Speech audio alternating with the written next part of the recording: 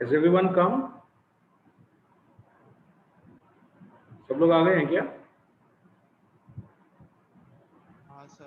हाँ सर। आज कम लोग हैं यार।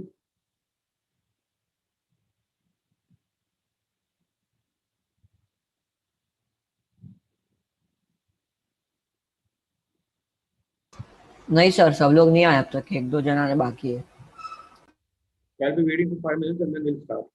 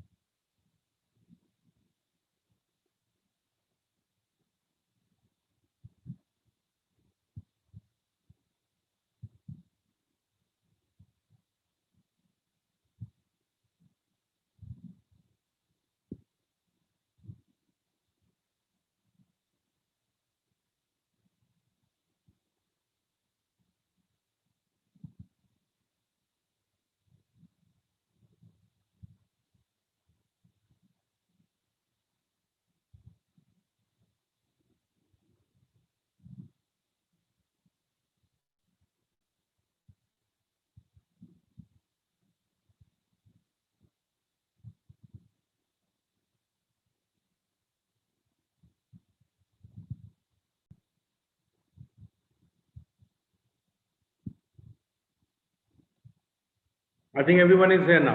Let's begin. लास्ट क्लास में हम लोगों ने क्या किया था बच्चों, कुछ बताएंगे मुझे?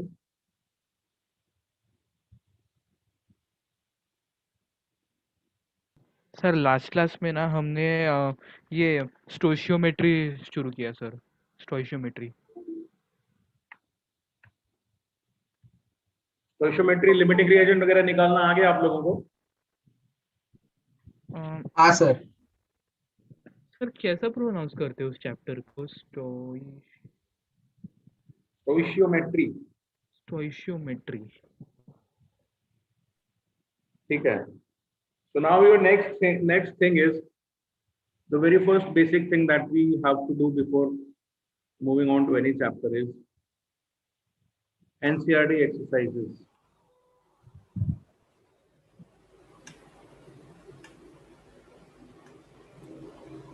इलेवेंथ का चैप्टर 1 का NCERT एक्सरसाइजेस खत्म कर लो अब सब लोग, ठीक है? मैं पूछूंगा एक दिन आपसे, maybe in next lecture और maybe next to next lecture, इसे वीक में ही पूछने वाला सर हूं. हाँ बोलिए. सर बट हमने एनसीईआरटी बुक बाय ही नहीं किया। NCERT बुक बाय नहीं किया तो क्या बात हो गया? मैंने आपको बोला था NCERT बुक का सॉफ्ट वर्जन अवेलेबल है यार इंटरनेट पे.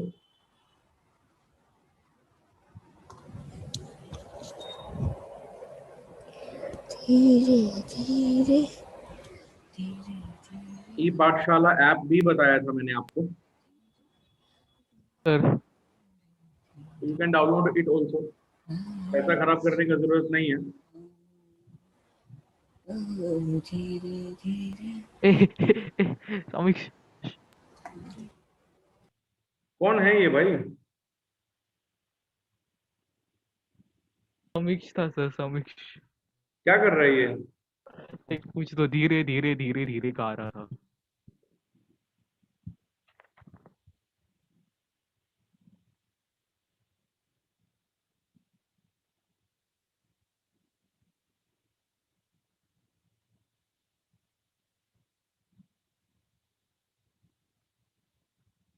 We are going to start part 2,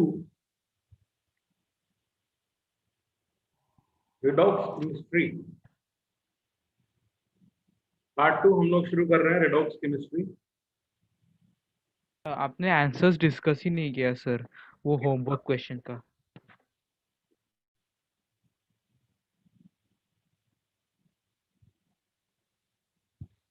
कौन से क्वेश्चंस का? सर होमवर्क क्वेश्चन आपने दिया था क्या क्वेश्चन दिया था? सर, 4 क्वेश्चन जो होमवर्क एज होमवर्क दिए थे। अच्छा, लेट मी सी.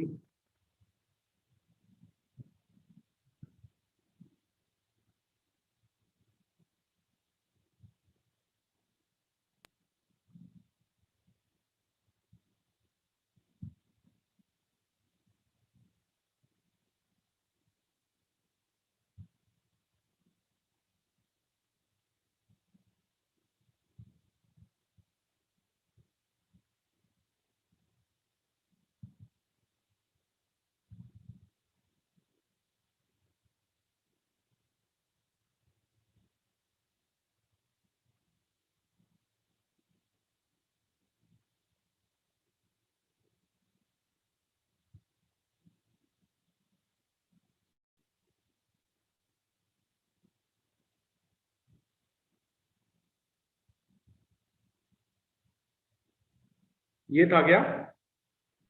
हाँ sir.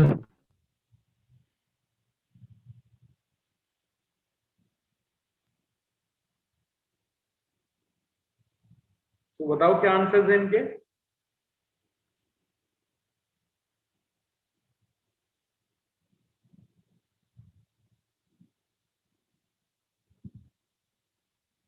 Yes, how many of you done this questions? Question 4 homework में दिए थे मैंने. कितने हाँ लोग सर, किए हैं ये मुझे 2 questions नहीं बताइए.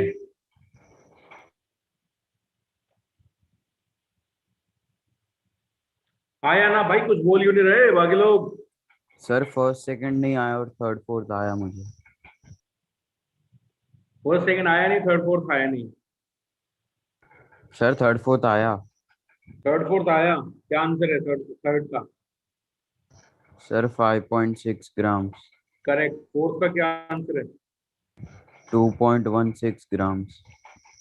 करेक्ट। फर्स्ट सेकंड क्यों नहीं आया फिर? थर्ड फोर्थ तो कंपैरेटिवली थोड़ा सा टफ है इनसे, क्योंकि उसमें रिएक्शन चाहिए था, यहाँ पे तो रिएक्शन भी नहीं चाहिए।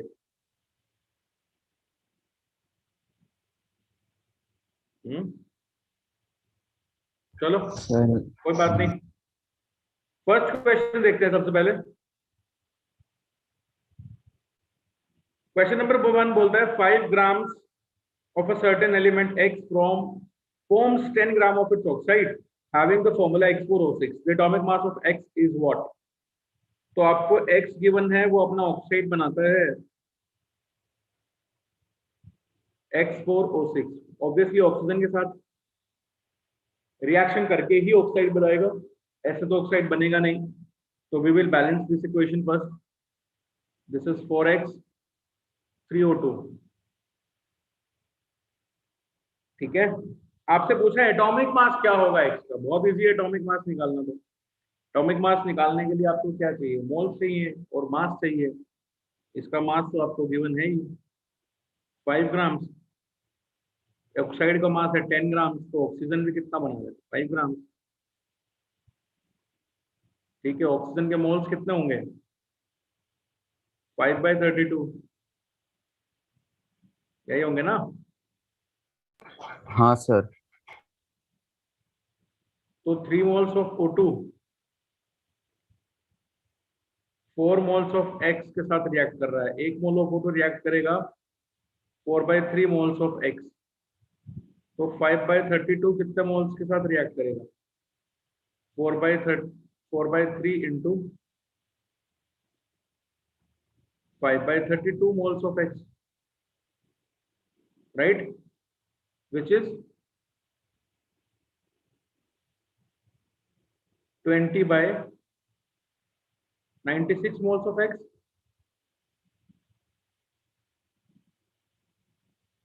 बोलिए। हाँ सर। हाँ सर।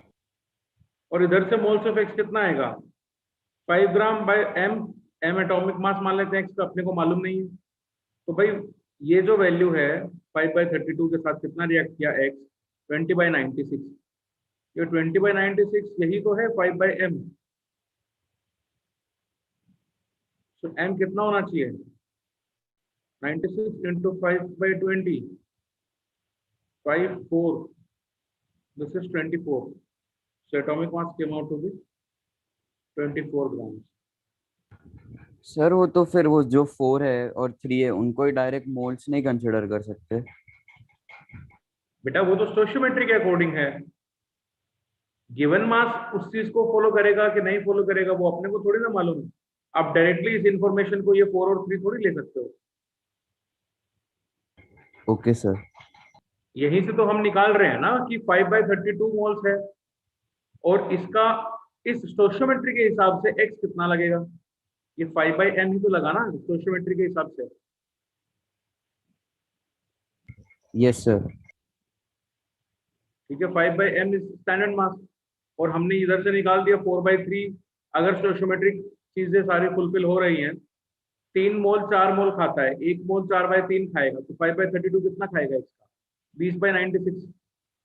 और स्टोइशियोमेट्री फुलफिल हो रहा है तो 20/96 ही 5/m होना चाहिए। Okay sir. बस हमने इक्वेट करके वहां से m का वैल्यू निकाल लिया। सर एक सेकंड कॉपी सर एक करने सेकंड देना। रुको ना।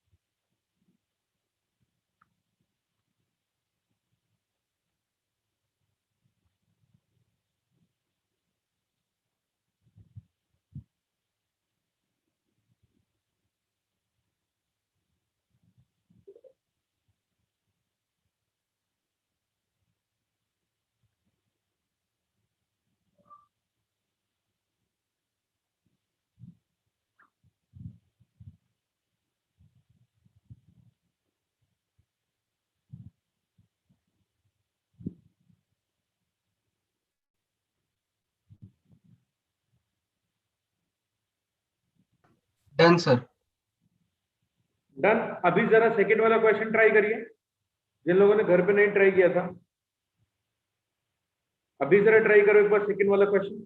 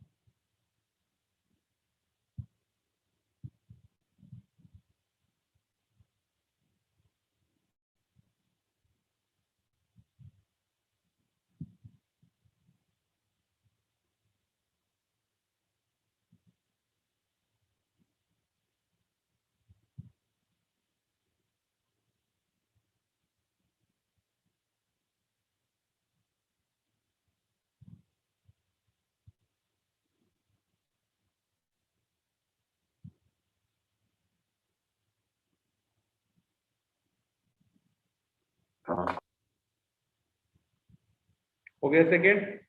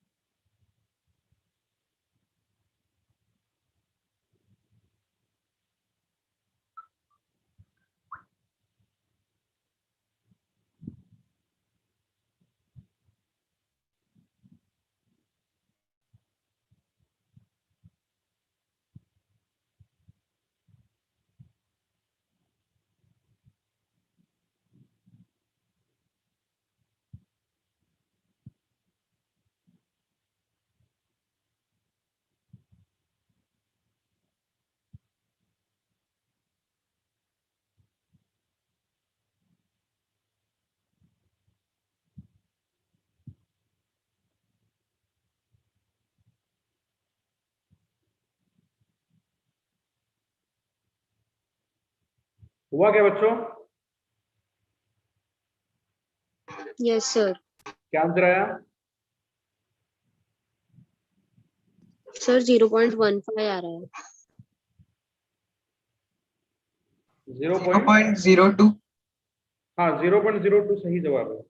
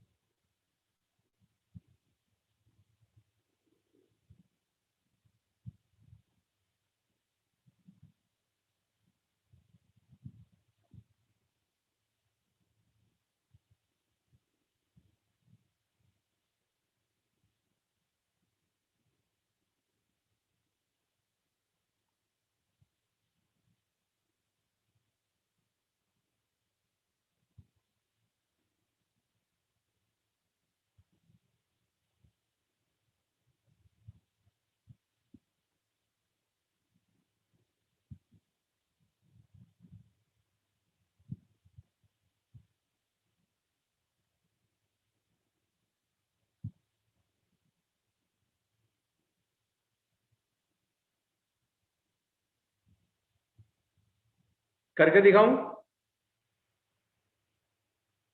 और यू विल डू? सर करके दिखाइए।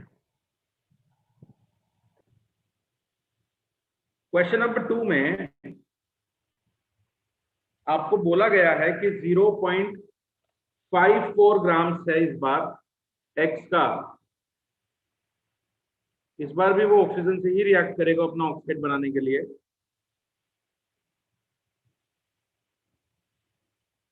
X2O3 बना रहा है।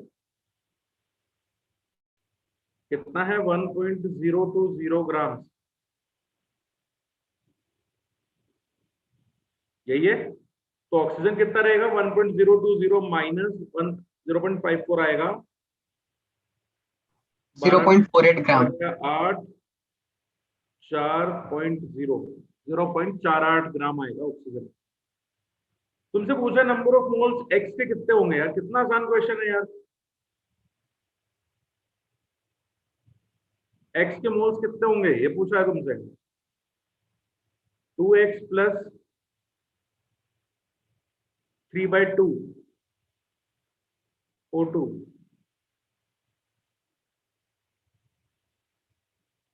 या तो ऐसे कर लो या इसको लिख दो 4x प्लस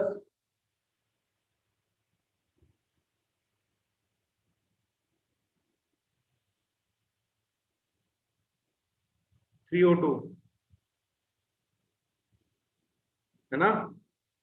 हाँ सर। इसके मोल्स पूछा है बेटा तुमसे। तो मोल्स के लिए तुमको मुझे नहीं लगता किसी चीज की जरूरत है, डायरेक्टली भी निकाल सकते हो। सर लेकिन सर बोलो। सर वहाँ पे वो 4x प्लस 3O2 लिखा है आपने, लेकिन वो तो O3 है ना, तो लेकिन 6 होता है ना O। क्या? आपने वहाँ पे 3O2 लिखा है ना, मैंने 3O2 नहीं लिखा, मैंने बैलेंस किया है उसको। तो लेकिन वहाँ पे तो लेफ्ट साइड में तो 6O बनता है ना, और राइट में सिर्फ O3 है। कहाँ है भैया O3 राइट में? ऑक्सीजन के एटम्स कितने हैं राइट साइड में भाई साहब? 3 ही है ना कहाँ है 3? आगे 2 नहीं दिखा आपको? सर, वो तो X का है ना। क्या बात कर रहे हो दोस्त? अब ये भी बताना पड़ेगा क्या कि अगर X2O3 है, यहाँ पे अगर मैंने आगे 2 लिखा है तो ये जो 2 है ये सिर्फ X का है, O का नहीं होगा? अच्छा हाँ, सॉरी सॉरी सॉरी। क्या बच्चों वाली बात कर रहे हो यार?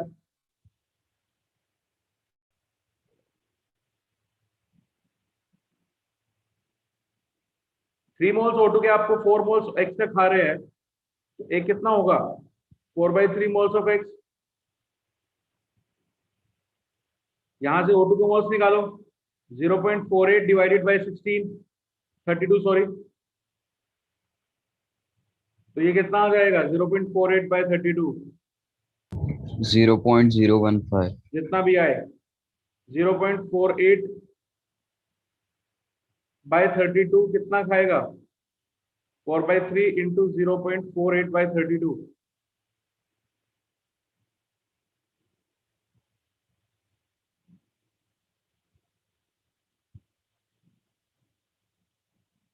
जीरो 0.06 आएगा ये, तो 0.02 आ जाएगा।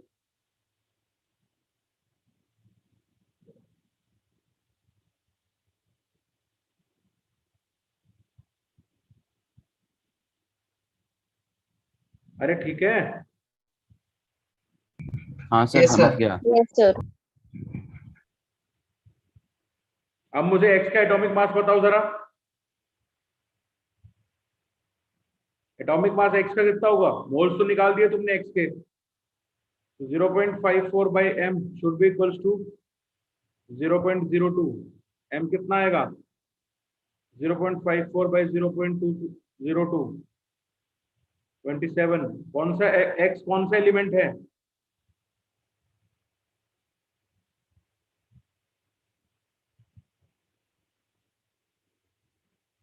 एक्स कौन सा एलिमेंट होगा बच्चों? एल्यूमिनियम। यस। तो ये एल्यूमिनियम का कौन सा ऑक्साइड होगा? Al2O3।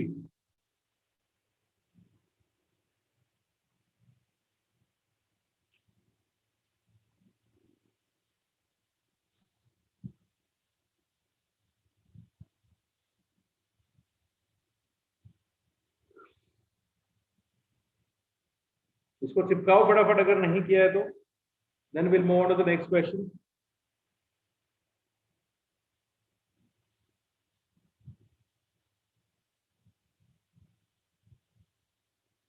सर ये m क्या है फिर m?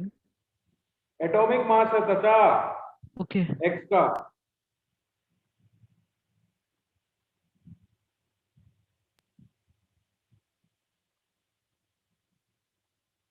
मोदी जी लाइव आएंगे 5 बजे। क्या सर? मोदी जी लाइव आ रहे हैं हाँ 5 बजे। Sir.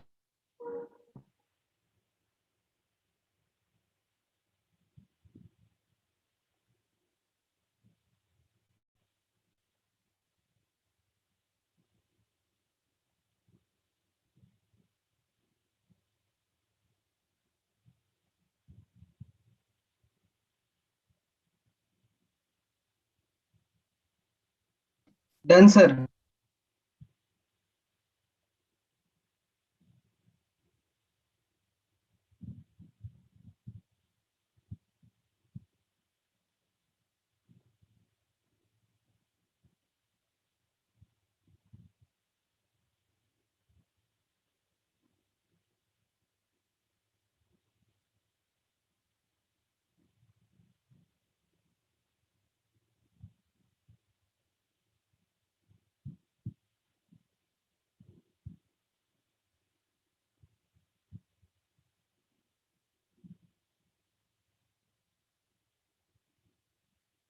Done sir.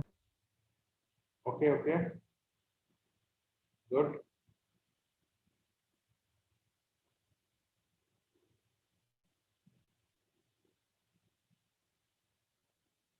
Third question करिए, अगर आपने नहीं किया है तो please do the question number 3। जिसने घर पे नहीं किया है, नेक्स्ट टाइम से मैं क्वेश्चंस डिस्कस नहीं करूंगा ऐसे क्लास में होमवर्क देने के बाद। I just discuss the answers. आप लोग घर पे करते नहीं है, you are taking things very lightly. ऐसे काम नहीं चलेगा यार। 3-4 लोगों का ही सुन पा रहा हूँ मैं आवाज, जिन्होंने की है क्वेश्चन। बाकी लोग क्या करते हो घर पे? 10th क्लास तक नहीं है भाई, ये 9th 10th क्लास नहीं है। यहाँ पे टीचर आपको सब कुछ नहीं कराएंगे। यहाँ पे कॉन्सेप्ट हो जाएगा, उसके बाद you will have to do everything.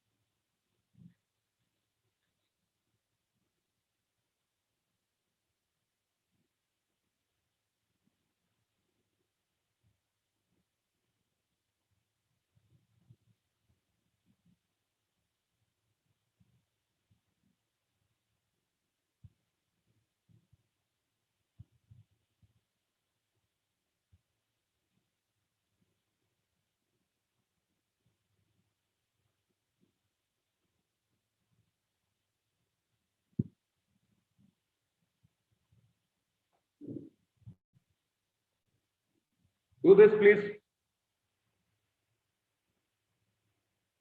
Question number 3 आपको पता ही है क्या था? कैल्शियम कार्बोनेट को हीट किया गया था।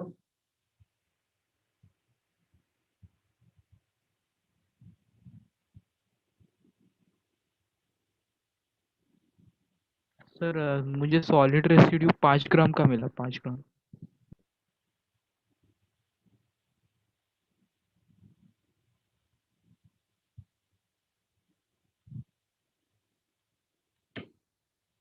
5.6 है।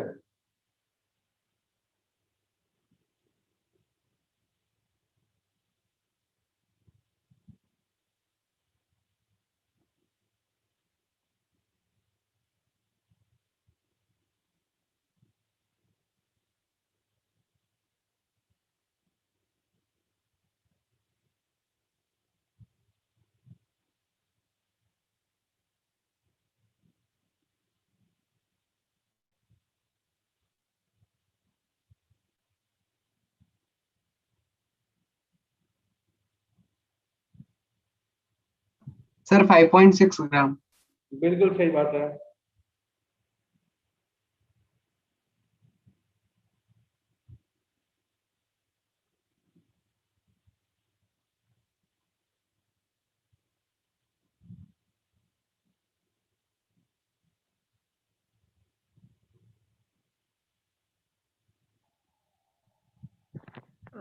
क्या आंसर था, 9.6 या 5.6? 5.6।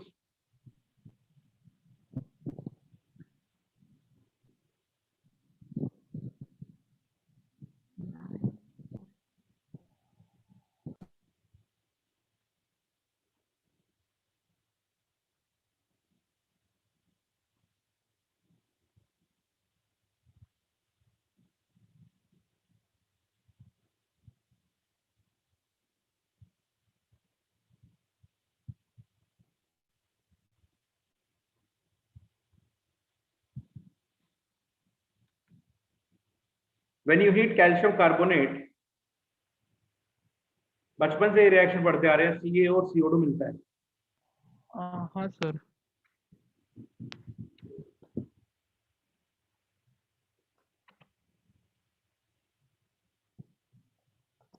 100 ग्राम कैल्शियम कार्बोनेट ये 56 ग्राम बनाता है, तो 10 ग्राम कितना बनाएगा? 5.6 ग्राम। इसमें तो पेन उठाने की जरूरत भी नहीं था।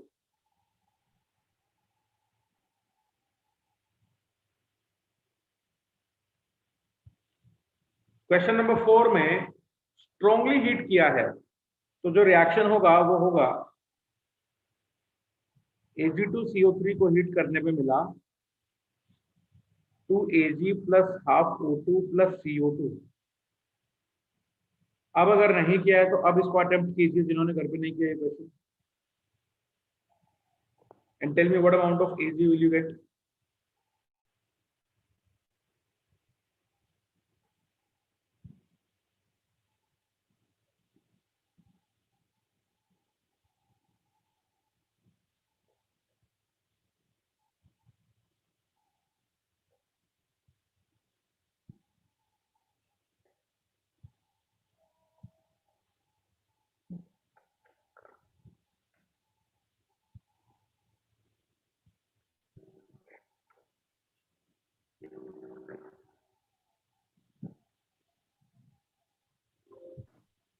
सर 2.16।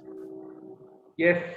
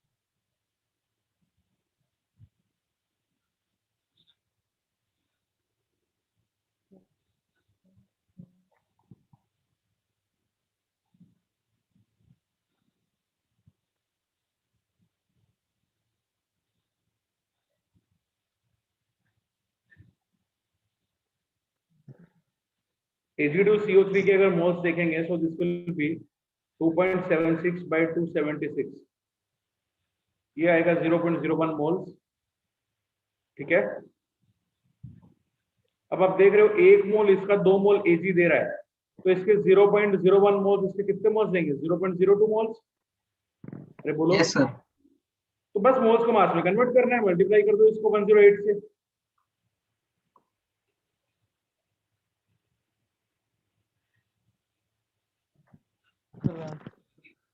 सर आप फिर से एक्सप्लेन करोगे क्या वो 276 और 2.76 का? सर फिर भी डाउट आ रहा है सर मुझे। हाँ बोलो बेटा। सर स्टार्टिंग से फिर बताओगे सर आप, स्टार्टिंग। बेटा आपको मास गिवन है सिल्वर कार्बोनेट का हाँ 2.76 ग्राम। इसको जब आप स्ट्रांगली हीट करते हो इट विल गिव यू, देखो चलो मैं आपको सीक्वेंस ऑफ रिएक्शन बताता हूँ क्या होता है। Firstly if you will heat this compound you it will will get decompose. Ag 2O plus CO2. But if you will, अगर माइल्ड हीटिंग दिया हो तो रिएक्शन हमारा सिर्फ यहीं पर रुक जाएगा। माइल्ड हीटिंग अगर दिया है तो रिएक्शन यहीं पर रुक जाएगा, लेकिन अगर आपको स्ट्रॉन्ग हीटिंग अगर दिया है तो रिएक्शन आगे तक जाएगा। कहां तक जाएगा? Ag2O will further give you Ag plus O2. Balance करोगे तो this will come out to 2Ag plus half O2. So what is the overall reaction? Ag2CO3 will give you 2Ag plus half O2 plus CO2. इसका मास है 2.76 ग्राम। इसका मास पूछा हुआ है दोस्त, यही सॉलिड रेजिड्यू होगा। ये तो गैस है, ये भी गैस है, ये तो उड़ जाएंगे। तो 2.76 ग्राम से ये कितना मिल रहा है? दो तरीके हैं इसको करने के, या तो मास से डायरेक्टली मास निकाल लो, या पहले इसको मोल्स में निकाल लो, मोल्स से इसको मोल्स में निकाल लो, फिर इसके मोल्स को इसको मास में बदल लो। अगर मास मास कर रहे हो, मास का हेल्प करना है, तो 276 grams gives 56 grams of Ag. 1 gram will give 56 by 276.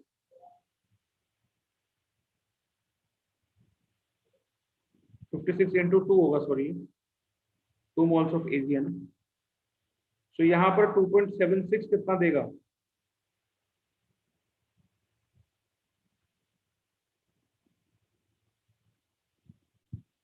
This will give you 112 by 276 into 2.76. इसका डेसिमल हटा दो, कितना मिलेगा?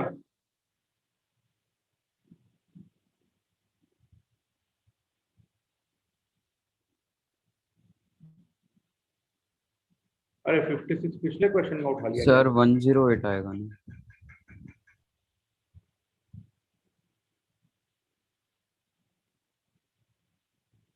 This will be 216. तो ये आ गया 2.16 ग्राम्स। दूसरा तरीका क्या था? 276 ग्राम्स को मोल्स में बदला, 2.76 को डिवाइडेड बाय 276, 0.01 मोल्स आपके पास किसका आया? Ag2CO3 का आया। अब इससे मोल्स Ag के कितने मिलेंगे? स्टोइचियोमेट्री लगा दो। 1 मोल Ag2CO3 2 मोल Ag दे रहा है, तो 0.01 मोल्स Ag2CO3 कितना मोल्स Ag देंगे? 0.02 मोल्स ऑफ Ag। इसको मास में बदल दो, you will multiply it by molar mass of Ag, 108 grams. तो 0.02 into 108 will be 2.16। आंसर दोनों जगह से एक ही आएगा। अरे बोलो यार। हाँ सर समझ गया। सर दूसरे इसमें यही फॉर्मूला लगा है ना, given mass upon molar mass is equals to number of moles. हाँ सर सेकंड, सर ये सेकंड कॉलम में, सर सेकंड सर अगर रिएक्शन ना समझे तो क्या करना? रिएक्शन, सर अभी जैसे ये रिएक्शन नहीं पता तो हम क्या करें अगर ऐसा क्वेश्चन आए तो? बेटा this will only come with practice. हम क्या करें, इसका कहने से काम नहीं चलेगा।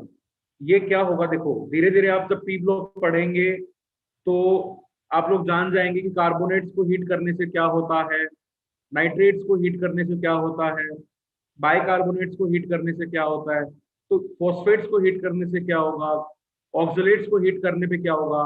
इनका रिएक्शन आपको याद रखना पड़ेगा। Okay sir. This will only come with practice, don't worry.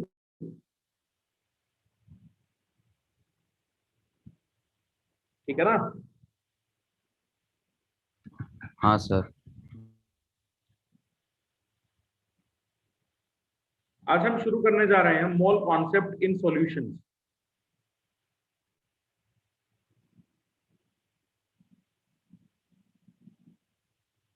Mall concept का सॉल्यूशंस में क्या एप्लीकेशन है? मॉल कॉन्सेप्ट इन सॉल्यूशंस, जिसको हम लोग बोलेंगे, बेसिकली हम इस टॉपिक से शुरुआत किसका करने जा रहे हैं? कॉन्सेंट्रेशन टर्म्स का। Concentration terms. सर हम रेडॉक्स रिएक्शन करना लेते ना। मैं सोच रहा हूँ कि एक बार ये इसको मॉल कॉन्सेप्ट वाले पार्ट को एक बार अच्छे से निपटा दो, ठीक है? Okay sir. ये टॉपिक है, ये भी हो जाएगा 1 घंटे में। देखो सॉल्यूशंस में 2 चीजें होती हैं, सॉल्यूट प्लस सॉल्वेंट। रेडॉक्स में इसलिए शुरू करने वाला था क्योंकि पूरे 2 घंटे का टाइम था। अभी 45-50 मिनट्स तो इसी में चला गया ना, पिछले 4 क्वेश्चन सॉल्व किए हैं। Just because you guys are not doing it at your home, we have to do it in the class, और हम हमारा क्लास का टाइम उन्हीं क्वेश्चन को दे रहे हैं दोबारा, तो हमारा टाइम जो है वो यूटिलाइज नहीं हो रहा है, ये वेस्ट हो रहा है। तो don't consider it that time is being utilized. Solutions में 2 चीजें होती है, सॉल्यूट और सॉल्वेंट। फटाफट मुझे बताइए सॉल्यूट क्या होता है, सॉल्वेंट क्या होता है? A solute is the substance in which which we add in a solvent. A solute is which is dissolved. और solvent? Solvent is the medium for solution. Base. गलत। और बताओ कोई। तो सॉल्वेंट का सही था क्या? सोल्यूट का सही था, सोल्यूट का। नहीं भाई नहीं, बिल्कुल मतलब अच्छे वाला गलत था। Solvent Ishita. is the substance in which solute is being mixed. No, wrong. Ishita.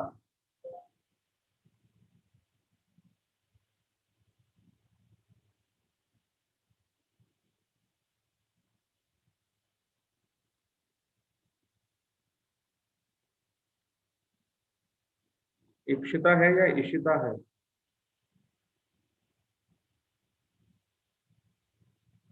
Tell me.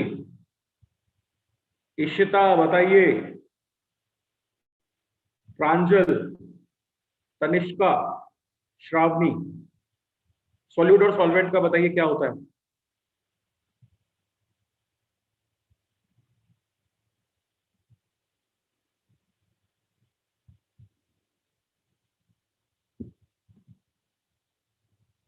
अरे बोलो यार, मैं कुछ पूछ रहा हूं तुम लोगों से।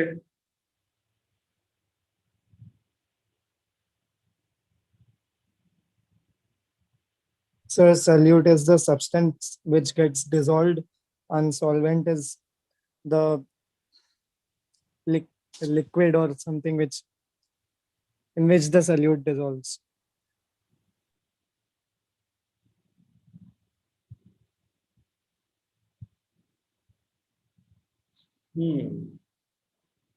नहीं यार। तनिष्का बोलो यार। श्रावणी बोलो बेटा, क्या डेफिनेशन होगा सॉल्यूट का, सॉल्वेंट का? श्रेहान। हाँ सर बोला।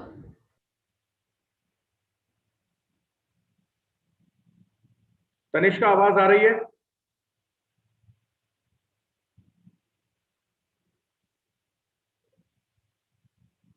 तनिष्का आवाज आ रही है? श्रावणी आवाज आ रही है?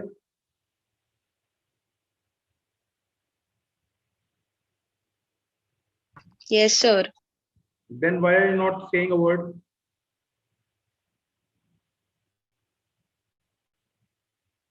At least acknowledge me, ना?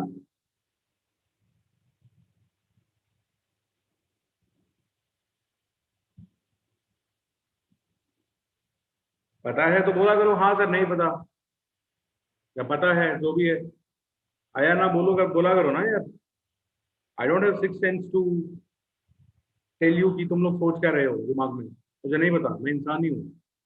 अभी मैं इलॉन मस्क नहीं बनाऊं।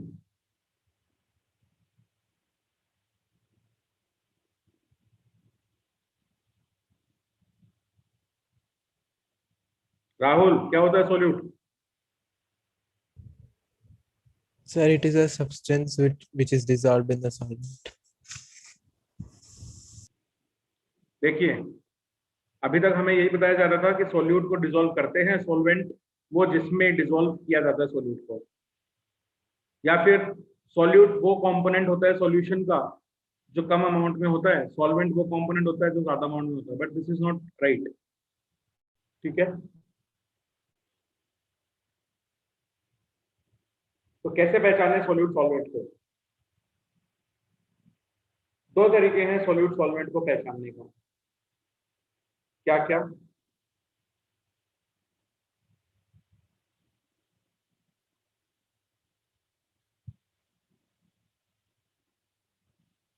अगर फिजिकल स्टेट हो जाए सेम, या फिर अगर फिजिकल स्टेट्स हो डिफरेंट। अगर तो फिजिकल स्टेट सेम है तो तीन केस बनते हैं।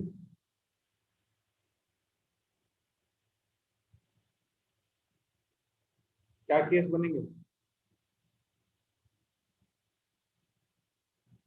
Solid, liquid, gas. क्या बात कर रहे हो दोस्त? फिजिकल स्टेट सेम है सॉल्यूट और सॉल्वेंट का,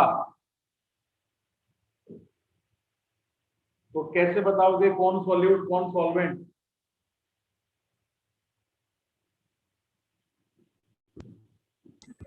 proportion,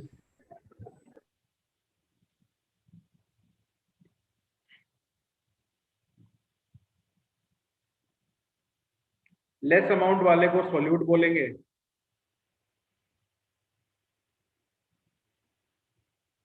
जो मोर अमाउंट में होगा that will be called as solvent.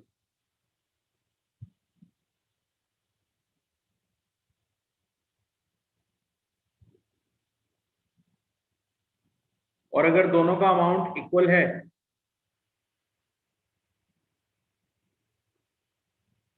if amounts are equal,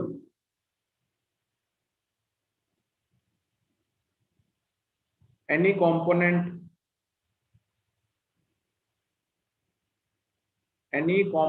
of the solution can be taken as solute or solvent। समझते हैं इस बात को मैंने क्या बोला? हाँ सर। Yes, sir. आपने एक ग्लास लिया, उसमें डाला ब्लू है पानी पानी, कितना पानी डाला इसमें? 50 ml डाला, और आपने इसमें मिला दिया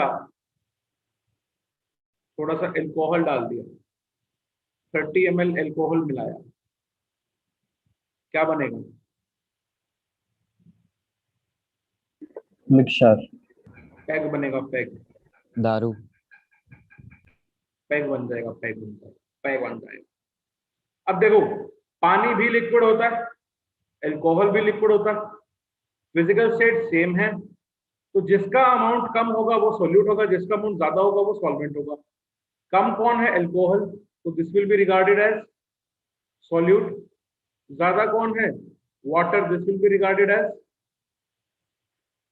solvent. Yes sir. Second case, फिर से ग्लास है, उसमें तुमने डाल दिया ब्लू है पानी पानी, इस बार 50 ml पानी है और इसी के अंदर घुला हुआ है 50 ml एल्कोहल। अमाउंट दोनों का सेम है कि नहीं? Yes, sir. कौन सॉल्यूट कौन सॉल्वेंट?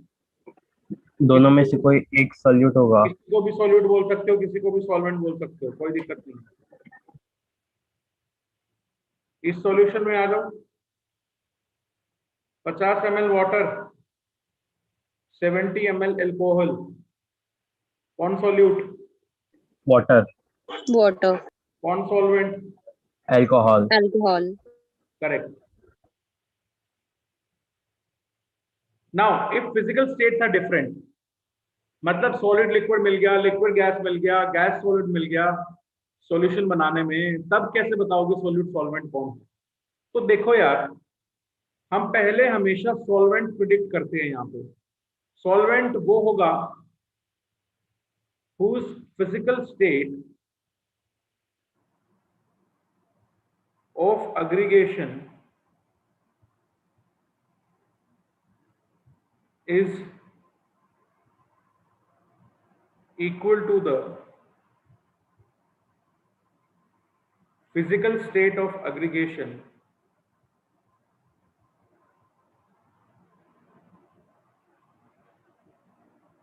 to the solution, और जो बचा हुआ हो जाएगा वो सॉल्यूट होगा। The remaining component will be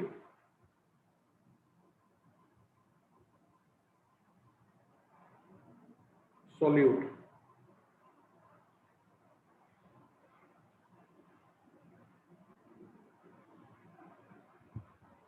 remaining component क्या होगा? सॉल्यूट। पहले चिपकाओ, फिर आगे करते हैं।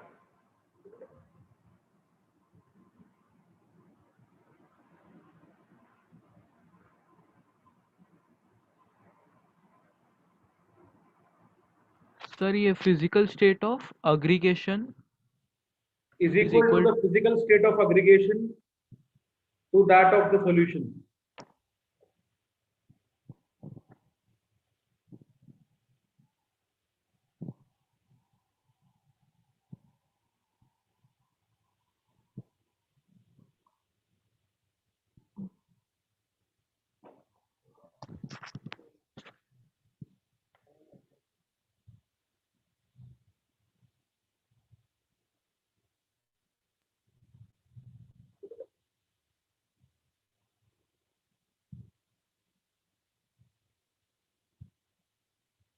Modi ji is live now.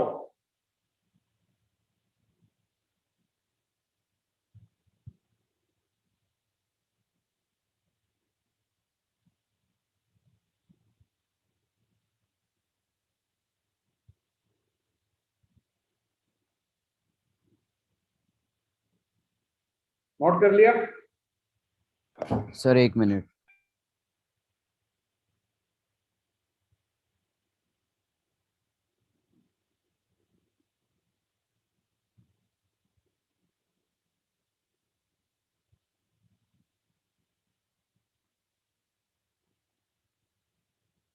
Done, sir. Good. देखो, आप लोगों ने कभी जलेबी खाई है किसी ने? ऑब्वियसली हाँ सर। हाँ सर। हाँ अगर सर। घर में कभी बनाया भी होगा या कहीं देखा होगा बनते हुए, तो you must have always observe कि जलेबी को तलने के बाद जो हलवाई होता है वो हमेशा उसको शुगर सिरप में ऐड करता है। यस जिसको सर। आप लोग हिंदी में बोलते हैं चाशनी, यही बोलते हैं? Yes, sir. हाँ सर। तो बेटा चाशनी कैसा होता है? इसमें 60% चीनी रहता है प्लस 40% वाटर रहता है। अब चीनी तो सॉलिड होता है लेकिन वाटर लिक्विड होता है, तो यहां पर आपका फिजिकल स्टेट्स दोनों डिफरेंट हो गया। फिजिकल स्टेट जब डिफरेंट रहता है तब कैसे प्रेडिक्ट करेंगे कि कौन सॉल्वेंट होगा, कौन सॉल्वेंट होगा, कौन सॉल्यूट होगा? सॉल्यूशन बनने के बाद सॉल्यूशन का जो भी फिजिकल स्टेट होगा, यदि वो किसी भी कंपोनेंट से मैच कर गया तो जिस कंपोनेंट से वो मैच किया है वही आपका सॉल्वेंट होगा। चीनी और पानी को मिलाने के बाद थोड़ी देर हीट किया जाता है, सो अल्टीमेटली जो बनता है वो हमारे पास एक लिक्विड सॉल्यूशन बनता है जो काफी गाढ़ा होता है, काफी डेंस लिक्विड सॉल्यूशन बनता है। बनता तो लिक्विड ही है ना? Yes, sir. Yes sir. तो अब सॉल्यूशन का फिजिकल स्टेट ऑफ एग्रीगेशन जो है वो लिक्विड स्टेट है। तो इन दोनों में से कौन वो है जो लिक्विड में प्रेजेंट था? पानी। पानी। तो पानी ही तुम्हारा क्या कहलाएगा? सॉल्वेंट। और ये क्या होगा? सॉल्यूट। अगर ये चीनी और पानी दोनों मिलने के बाद सॉलिड बना देते, सॉलिड सॉल्यूशन बना देते, उस केस में चीनी क्या होता? Solvent. सॉल्वेंट, सॉल्वेंट, और पानी क्या होता? Solute, solute. सॉल्यूट। क्योंकि जिस सॉल्वेंट वही होगा जिसका physical state of aggregation solution से मैच करेगा। क्लियर है बात? हाँ सर। सर बोलिए। सर समझो मतलब कोई दो चीजें मतलब मिक्स की और मतलब कुछ रिएक्शन हो गया जिस वजह से अलग ही स्टेट बन गया, तो रिएक्शन हो गया मतलब समझो हाई अभी मतलब कोई दो ऐसे अलग अलग स्टेट के रिएक्शन हो गया और एक अलग स्टेट अब तो बन हो गया, जाएगा, कोई बात नहीं। तो फिर मिला, देखो सॉल्यूट और सॉल्वेंट चाहे रिएक्शन हो या सॉल्यूट और सॉल्वेंट मिक्सचर्स में होता है। सॉल्यूट और सॉल्वेंट मिक्सचर्स में होता है बेटा। चीनी और पानी में कोई रिएक्शन नहीं होता, चीनी और नमक में कोई रिएक्शन नहीं होता। Okay sir. होमोजेनस मिक्सचर्स है, हम रिएक्शंस की बात नहीं कर रहे हैं। अगर रिएक्शन हो भी गया तो भी कोई दिक्कत नहीं है। कैसे वो तुम समझ जाओगे आने वाले समय में।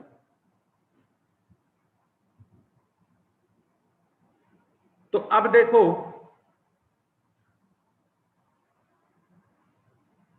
मैंने इस पानी में 1 लीटर पानी है, इसमें 5 ग्राम चीनी डाला। तुम टेस्ट करोगे तो तुमको मीठा लगेगा। मैं 10 ग्राम, कितना मीठा लगा? इतना मीठा लगा। मैंने 10 ग्राम चीनी डाली तो थोड़ा सर बहुत ही मीठा, डबल मीठा लगेगा। मैंने 15 ग्राम चीनी डाली ट्रिपल। तो और ज्यादा मीठा लगेगा। मैंने 20 ग्राम चीनी डाली तो और भी ज्यादा मीठा लगेगा। ठीक है, तो तुम देख रहे हो सॉल्यूशन की जो मिठास है वो जैसे जैसे सॉल्यूट का मैं अमाउंट बढ़ाता जा रहा हूं, सॉल्यूशन की मिठास बढ़ती जा रही है। आया ना? हाँ सर। हाँ सर। तो बेटा इस मिठास को किसी ने बोला कि बताओ कितना मीठा ये सॉल्यूशन है, ये सॉल्यूशन कितना मीठा है, what is the sweetness of the solution. There are two ways to explain the मिठास of this solution. First one is qualitatively, second one is quantitatively. Qualitatively में तो सिर्फ आप यही बता पाएंगे कि कितना मीठा है टेस्ट करके, है ना? हाँ सर। हाँ और यहां से हमने एक बात बोल दी कि जितना अमाउंट ऑफ सॉल्यूट हम ऐड करते जाएंगे एक गिवन वॉल्यूम ऑफ सॉल्यूशन में, गिवन वॉल्यूम ऑफ पानी में, तो वही हमारे सॉल्यूशन की कॉन्सेंट्रेशन को बढ़ाता जाएगा। तो भाई क्वालिटेटिवली मिठास कैसे बताई हमने? क्वालिटेटिवली मिठास हम लोगों ने ऐसे बताई, बस टेस्ट कर लिया और बता दिया कितना मीठा है। लेकिन मुझे ये बताओ, यहां पे तो पानी में चीनी डाली है, अगर मैंने यहां पे H2SO4 डाला होता तो चीनी की बजाय एसिडिक होगा, सर सर टेस्ट कर लेते जाती। क्या? एसिडिक होगा वो, तो फिर टेस्ट नहीं कर पाएगा। टेस्ट नहीं कर पाते ना जल जाएगा मुंह। बेटा, जल टेस्ट करने का मौका ही नहीं मिलेगा, फूक जाओगे बिल्कुल। तो इसीलिए क्वांटिटेटिवली एस्पेक्ट ज्यादा इंपॉर्टेंट है। केमिस्ट्री में केमिकल्स से डील करने के लिए कभी भी एडवाइस नहीं किया जाता कि आप केमिकल्स को टेस्ट करें, सूंघे, हाथ पे रखें। कभी भी ऐसा एडवाइस नहीं किया जाता, because they can lead to very very very dangerous outcome, तो उसके हो सकते हैं। तो इसलिए आपको केमिकल्स को कभी भी टेस्ट नहीं करना चाहिए, सूंघना नहीं चाहिए, स्किन से दूर रखना चाहिए। तो जब भी हम केमिस्ट्री में काम करते हैं लैबोरेटरीज में, तो सेफ्टी गॉगल्स लगा के रखते हैं, पैरों में जूते पहन के रखते हैं, वो भी लेदर वाले। सैंडल्स अलाउड नहीं होते लैबोरेटरीज में। लैब कोट होता है प्रॉपर, हैंड ग्लव्स होते हैं, सिलिकॉन ग्लव्स होते हैं। हाँ सर।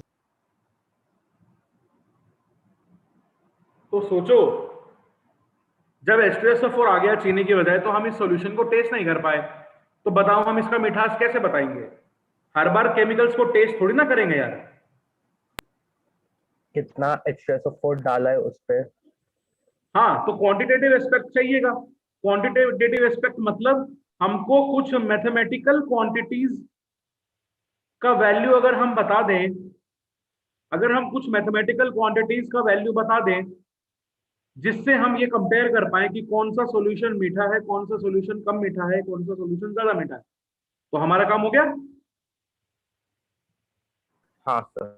जैसे अगर किसी सॉल्यूशन, दो सॉल्यूशन है मेरे पास, सॉल्यूशन 1 सॉल्यूशन 2, किसी जो मैंने मैथमेटिकल क्वांटिटी ली है मिठास को बताने के लिए, उसका वैल्यू सॉल्यूशन 1 के लिए आ गया 5, 2 के लिए आ गया 10, तुम खुद ही समझ जाओगे सॉल्यूशन 2 ज्यादा मीठा है।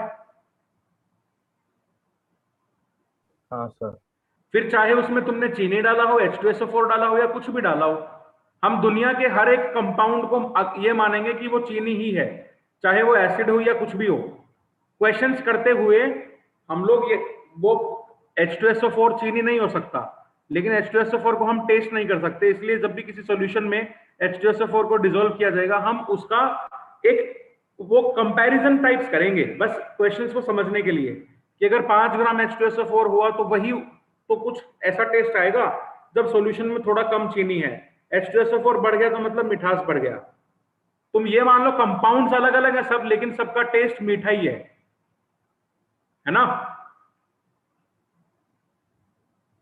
हाँ यस सर। सर।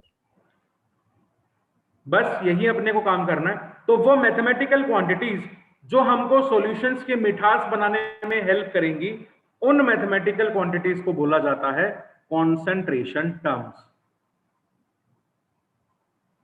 उन मैथमेटिकल क्वांटिटीज को क्या बोलेंगे? कॉन्सेंट्रेशन टर्म्स, जो हमारा सॉल्यूशंस का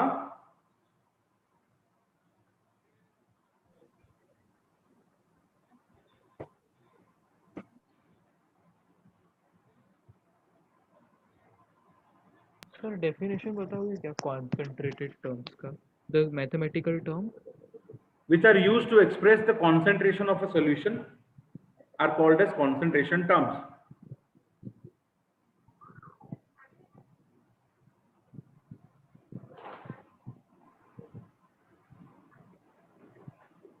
ठीक है? सर ये डेंसिटी के रिलेटेड जाएगा? क्या? ये डेंसिटी के रिलेटेड जाएगा? डेंसिटी के रिलेटेड जाएगा क्या? रिलेटेड? हाँ, मतलब इतना डेंस इसमें H2SO4 है,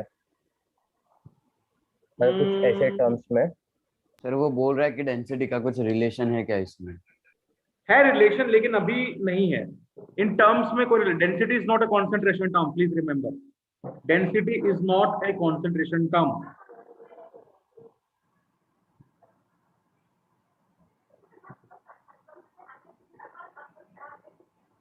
कॉन्सेंट्रेशन टर्म्स दो तरीके की होती हैं, टेम्परेचर डिपेंडेंट होता है,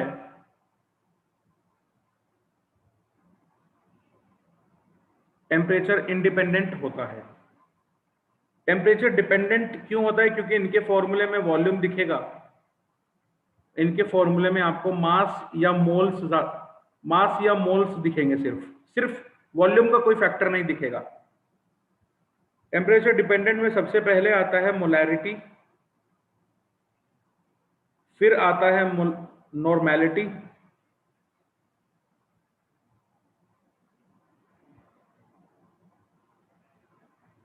स्ट्रेंथ,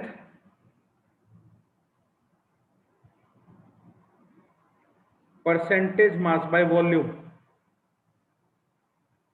टेम्परेचर इंडिपेंडेंट में सबसे पहले आता है मोलैलिटी, स्मॉल m से डिनोट करते हैं, मोलैरिटी को कैपिटल M से करते हैं, नॉर्मैलिटी को कैपिटल N से करते हैं। फिर आता है mole fraction denoted by x, फिर आता है परसेंटेज मास बाय मास, फिर आता है ppm, ppb, ppt। ये सभी कॉन्सेंट्रेशन टर्म हमको पढ़ना है।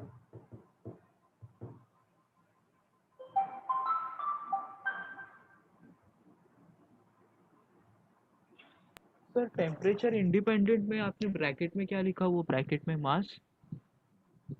टेम्परेचर इंडिपेंडेंट में मैंने लिखा percentage mass by mass, mole fraction के बराबर में लिखा है एक्स। सर ऊपर टेम्परेचर मोलैलिटी। सर ऊपर वो टेम्परेचर इंडिपेंडेंट के ऊपर वो जो लिखा है साइड मास में। या मोल्स भाई, मास या मोल्स, यहाँ पे वॉल्यूम देखने को नहीं मिलेगा। सर मैं रीड नहीं कर पा रहा था उसकी वजह से। कोई बात नहीं, कोई बात नहीं, इसको कॉपी करो फटाफट।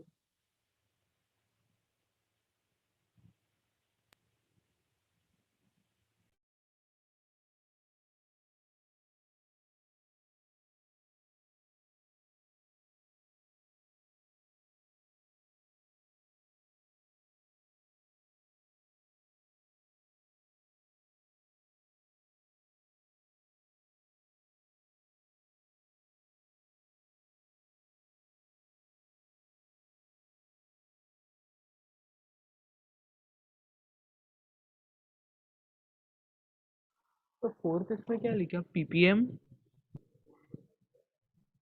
पीपीएम और पीपीटी, और उसके बीच में पीपीएम पीपीटी के बीच में उसके बीच में है पीपीबी। पीपीएम होता है पार्ट्स पर मिलियन, पीपीबी होता है पार्ट्स पर बिलियन, और पीपीटी होता है पार्ट्स पर trillion. Okay sir, noted.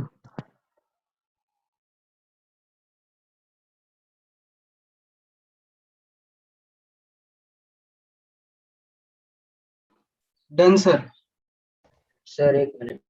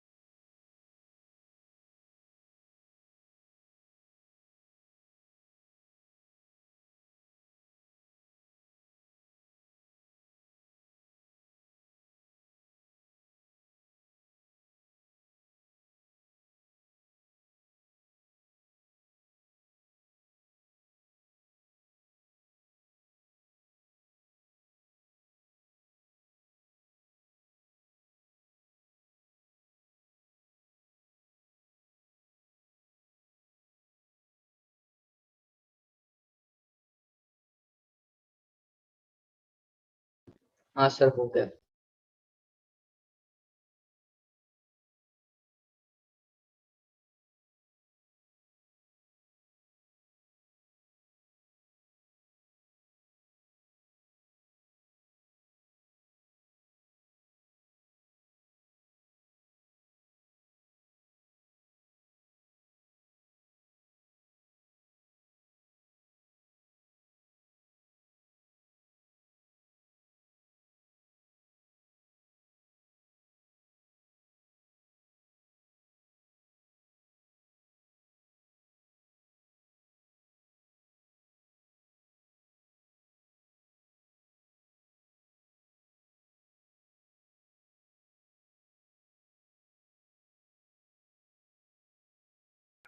Sir आप म्यूटेड हो। बेटा 2 मिनट रुकना, एक बार एक कॉल आया हुआ है घर से।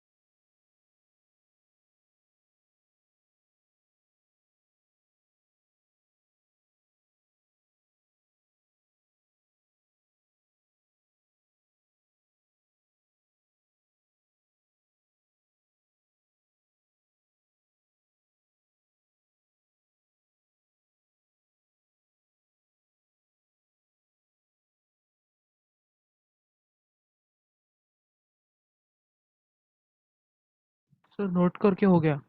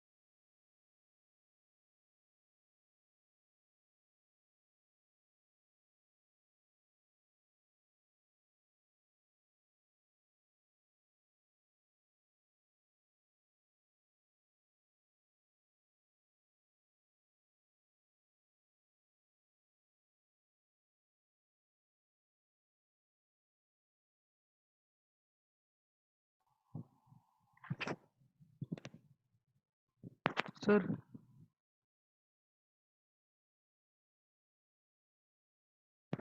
Sir excuse me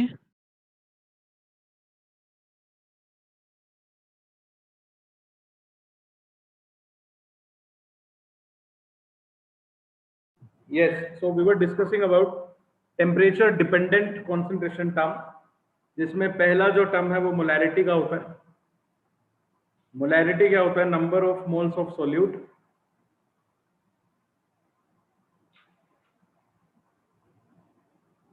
divided by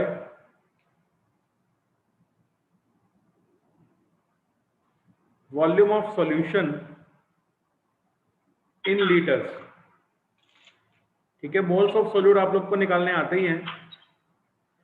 solute क्या होता है? सोल्यूट वो सब्सटेंस जिसको डिसॉल्व करोगे, या फिर अगर सेम फिजिकल स्टेट्स है तो आपको निकालना आ गया है, डिफरेंट फिजिकल स्टेट्स होंगी तो सोल्यूट कैसे निकालते हैं. ठीक है, तो given mass by molar mass का कॉन्सेप्ट यूज करके आप सोल्यूट के मोल्स निकाल सकते हो. अगर वॉल्यूम आपको ml में गिवन है तो please please please convert it into litres, and whatever the answer will be, that will be the molarity of the solution. तो जब भी आप बोलेंगे, किसी ने पूछा बताओ सॉल्यूशन का मोलैरिटी कितना है, तो बोलना कि मान लो अगर मोलैरिटी का वैल्यू आया x, तो आप बोलोगे x मोलर सॉल्यूशन. क्या बोलोगे आप लोग कि सॉल्यूशन का मोलैरिटी क्या है? x molar solution. मतलब let's say if the molarity is 0.5, so you will say that the solution is 0.5 molar या 0.5 m. मोलैरिटी को जब भी लिखते हैं तो हम लिखेंगे कैपिटल M. समझ गए बात को? सर एक बार फिर हाँ, से सर। रिपीट करोगे? बेटा अगर कोई सॉल्यूशन का मोलैरिटी आया 0.5, तो उसको रिप्रेजेंट करेंगे 0.5 multiply by m. This is basically representing you the molarity.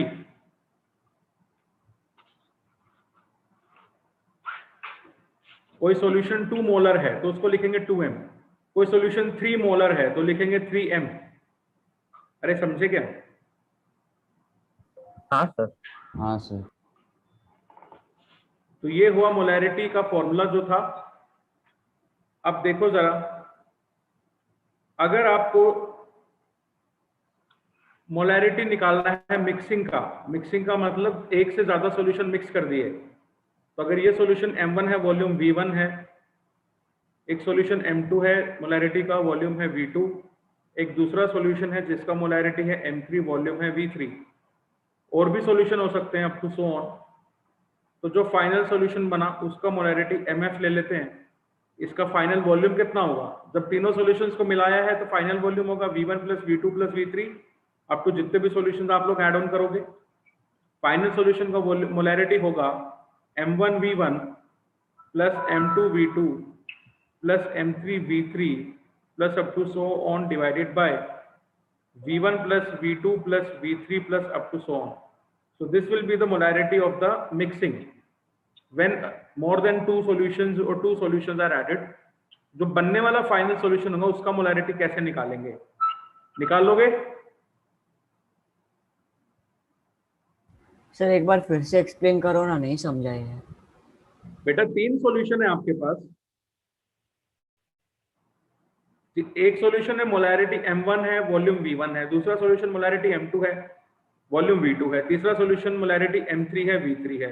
This is exactly equivalent to saying like this, आपके पास 3 तरह के नींबू पानी है, जिसमें इसमें कम चीनी है, इसमें थोड़ा मीडियम चीनी है, इसमें सबसे ज्यादा चीनी है. तो जब इन तीनों को मिला दोगे तो इस सॉल्यूशन का मिठास कितना होगा?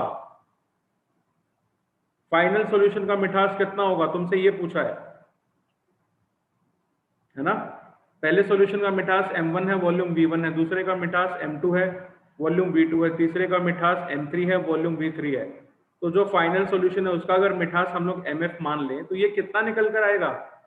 This will B m1 v1 plus m2 v2 plus m3 v3 divided by v1 plus v2 plus v3.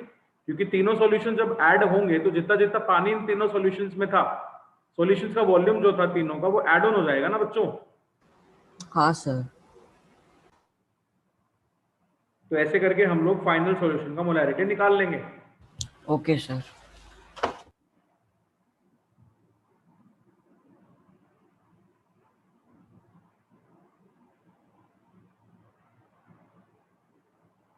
Sir पिछला स्लाइड दिखाओगे क्या सर, पिछला स्लाइड? हेलो देखो,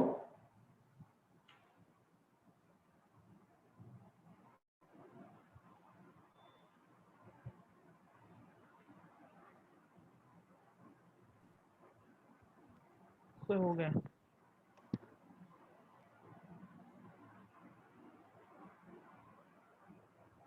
सर हो डन गया। सर। डन। चलिए अभी देखो मोलैरिटी का एप्लीकेशन क्या है। मोलैरिटी का एप्लीकेशन होता है, दो बहुत इंपॉर्टेंट फिनोमिनास हैं, दो बहुत इंपॉर्टेंट प्रोसेसेस हैं जहां पे मोलैरिटी का यूज होता है। एक को मैं बोलता हूं सैम्पलिंग और दूसरे को अपन बोलते हैं डाइल्यूशन। सैम्पलिंग का मतलब होता है सैंपल से लेना, सैंपल से laying.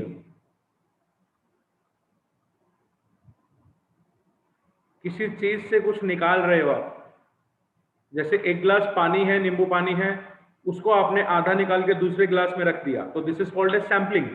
Day to day life के फिनोमेना है ये जो इसमें हम लोग पढ़ रहे हैं, कुछ अलग नहीं है। डाइल्यूशन का क्या मतलब होता है, अगर ऑलरेडी आपके पास एक सॉल्यूशन है, उसमें आपने और सॉल्वेंट ऐड कर दिया बाहर से, ठीक है। किसी ने नींबू पानी पिया तो बोले कि यार बहुत मीठा सॉल्यूशन है, तो बहुत मीठा पानी है, तो आप क्या करोगे, उसमें थोड़ा पानी और डाल दोगे बाहर से। बोलो यार। हाँ सर। तो उस वही वो क्या होता है, वो प्रोसेस क्या होता है, केमिकल टर्म क्या है उसके लिए, डाइल्यूशन। तुमने किसी को चाय दिया, वो बोला नहीं यार ज्यादा चाय है, एक खाली कप लेकर आओ, तो आपने उसमें से भरे हुए कप में से थोड़ा चाय खाली कप में डाल दिया। What is this process, this is sampling. इसको हम लोग केमिकल टर्म में क्या बोलते हैं, सैम्पलिंग। अरे बोलो सर एक हाँ बार सर। सैम्पलिंग समझाओ ना। बेटा, ये कप है, इसमें चाय भरा हुआ है, लेकिन तेरे को पूरा कप चाय का नहीं पीना है। तूने बोला ये चाय मेरे लिए बहुत ज्यादा है, इसको निकाल लो। तो मैंने क्या किया, मैं खाली कप लेकर आया, मैंने इस कप में से थोड़ा सा चाय निकाल के इसमें डाल दिया। हाँ सर। इसी को सैम्पलिंग बोलते हैं। सर डाइल्यूशन किसे ओके बोलते सर। हैं? डाइल्यूशन ये है कि तुझे नींबू पानी पिलाया, तू बोला कि नींबू पानी में सर चीनी बहुत ज्यादा है, तो इसको कुछ इसका क्या करें। तो अब चीनी तो इसमें से निकाल नहीं सकता ना पानी में से, तो या निकाल लेगा, सुपरमैन है क्या, नहीं निकाल सकता। मोदी जी नाम है क्या तेरा, मोदी जी है तो निकाल सकते हैं, मोदी जी कुछ भी कर सकते हैं। नहीं निकाल सकते तो हम क्या करेंगे, इसमें पानी डाल देंगे और। बोलना बेटा। Okay sir. The addition of solvent, more amount of solvent in a given solution, that is called as dilution. ठीक है। ओके सर समझ गया। तो सबसे पहले अपन देखते हैं डाइल्यूशन को, देखते हैं। डाइल्यूशन में मुझे ये बताओ, मैं दो सिनेरियो कंसिडर कर रहा हूं, before dilution, after dilution. Before dilution अगर सॉल्यूशन का मिठास m1 था, वॉल्यूम v1 था, इसके अंदर जो मोल्स थे सोल्यूट के वो n1 थे। और यहां पे आफ्टर डाइल्यूशन मुझे ये बताओ, नींबू पानी में अगर आप और पानी मिलाओगे तो क्या मिठास चेंज होगी, हाँ नहीं। सर। मिठास चेंज होगी क्या, हाँ सर। बिल्कुल होगी। तो बाद में जो है मिठास चेंज होगी m2। नींबू पानी ऑलरेडी एक गिलास में था, आपने और पानी मिलाया, तो मतलब वॉल्यूम भी चेंज हो गई। हाँ हाँ सर। सर। तो मतलब वॉल्यूम हो गई v2। बट क्या उसके अंदर सॉल्यूट के मोल्स चेंज हुए क्या, नहीं सर। जो चीनी पहले थी अभी भी उतनी ही तो चीनी है, हाँ सर। पानी ही तो डाला है तुमने एक्स्ट्रा।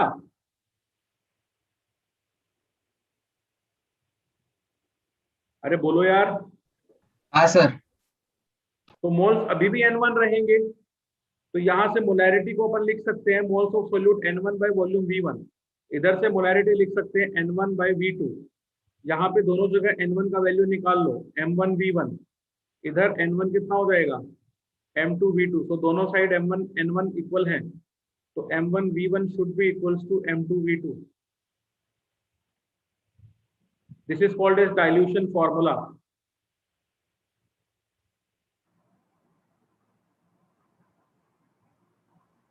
तो यहां से अपन लिख सकते हैं M2/M1 is equals to V1/V2। मतलब जिस रेशियो में मोलैरिटी चेंज हो रहा है उसी रेशियो में वॉल्यूम भी वेरी करेगा। जैसे अगर बाद में वॉल्यूम अगर ज्यादा डाला है तो बाद की मिठास कम हो जाएगी। यहां से हमको पता चल रहा है molarity is inversely proportional to volume. अगर वॉल्यूम आपने पानी का ज्यादा डाल दिया, डाइल्यूट ज्यादा कर दिया, तो मिठास कम हो जाएगी। और ध्यान रखिए ये जो वॉल्यूम है ये सॉल्यूशन का वॉल्यूम होता है। ये भी क्या है, सॉल्यूशन का ही वॉल्यूम है। ठीक है, अगर तुमसे कोई पूछ ले आपने सॉल्वेंट कितना ऐड किया, सॉल्वेंट का कितना वॉल्यूम ऐड किया,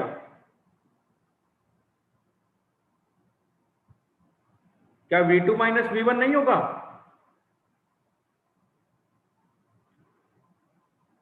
पहले सॉल्यूशन का वॉल्यूम था V1, आपने और सॉल्वेंट ऐड किया डाइल्यूट करने के लिए, सॉल्यूशन का वॉल्यूम हो गया V2। तो सॉल्वेंट कितना ऐड किया, V2 - V1। हाँ सर। Yes sir. सॉल्वेंट हमने कितना ऐड किया, V2 - V1। ठीक है, दिस इज डाइल्यूशन। नेक्स्ट है सैंपलिंग।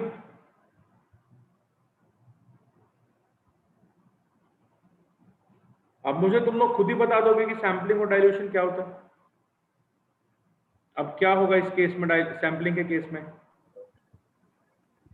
बिफोर सैंपलिंग की बात करते हैं, आफ्टर सैंपलिंग की बात करते हैं। इनिशियल मिठास M1, volume V1, moles N1। बाद में क्या चीज चेंज होगा, वॉल्यूम चेंज Volume. होगा वेरी गुड, वॉल्यूम चेंज हुआ, V2 हो गया। क्या और मिठास, मिठास वैसे ही रहेगी। वेरी गुड, मिठास वैसा ही रहेगा, मोल्स चेंज हो जाएगा। मिठास वैसा ही क्यों रहा, अरे तुमने कप से चाय निकाल के दूसरे कप में ही तो डाली है। हाँ सर। तुमने ना तो उसमें पानी डाला, तुमने ना उसमें दूध डाला, ना कोई चीनी चेंज की, तुमने बस एक कप से दूसरे कप में थोड़ा सा चाय को डाल दिया। तो दूसरे कप वाली चाय का टेस्ट भी वही तो रहेगा जो पहले कप में था, तो मिठास चेंज नहीं होगा।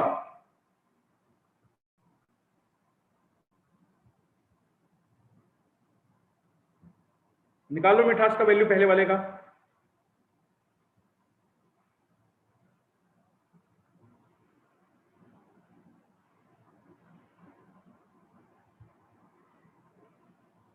So N1/V1 should be equals to N2/V2. So from here we can write V2/V1 equals to N2/N1। जिस रेशियो में वॉल्यूम चेंज होगा उसी रेशियो में मोल्स भी चेंज होंगे। Let's say you have a solution which is 1000 ml और इसके अंदर 10 मोल्स हैं। तुमने इसमें से कुछ निकाल के सॉल्यूशन का वॉल्यूम कर दिया 500 ml, तो कितने मोल्स होंगे, 5 मोल्स। हाँ सर। क्योंकि भाई जिस रेशियो में वॉल्यूम चेंज हो रहा है उसी रेशियो में मोल्स चेंज होगा। 1000 ml से 500 हुआ मतलब आधा वॉल्यूम हो गया, तो मोल्स भी कितने होंगे, दोनों में आधी आधी चीनी चली जाएगी। कहने का मतलब ये है,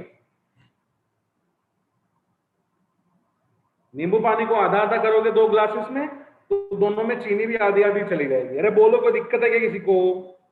नहीं सर। सर आसान है ना, देखो। सर अभी तक नहीं समझा हाँ, वो सर। 100 मोल्स 5 मोल्स वाला वो सॉल्यूशन। बेटा नींबू पानी में अगर एक ग्लास में चीनी तूने मिला दिया तो इसमें कुछ चीनी मिला हुआ है, तूने इसका आधा निकाल के दूसरे ग्लास में रख दिया, तो दोनों में आधा आधा रह गया कि नहीं? हाँ सर। दोनों में आधा आधा रह गया सॉल्यूशन। तो अब जो टेस्ट इस सॉल्यूशन का होगा इसका टेस्ट भी वही होगा, यानी दोनों का जो मोलैरिटी है, मिठास है, वो सेम होगा। हाँ सर। लेकिन दोनों का वॉल्यूम तो चेंज हो गया ना, पहले वॉल्यूम ज्यादा था, बाद में वॉल्यूम इस सॉल्यूशन का कम हो गया। तो कितना कम हुआ, वो इसमें चला गया जो कम हुआ। तो जितने मोल्स अब इसमें है उतने ही मोल्स इसमें है, अगर दोनों का वॉल्यूम आधा हो गया है तो। नहीं तो अगर पहले 1000 ml था, बाद में अगर 100 ml रह गया, तो वॉल्यूम का चेंज कितने का है, 1/10 का, तो मोल्स भी इसी रेशियो में चेंज होंगे। पहले अगर x मोल्स थे, बाद में x/10 रह जाएंगे।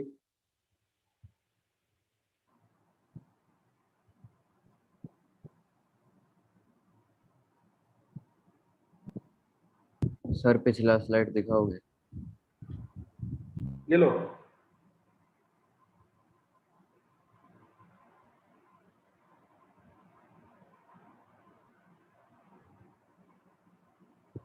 सर डाइल्यूशन का भी एक स्लाइड दिखाना ना एक बार।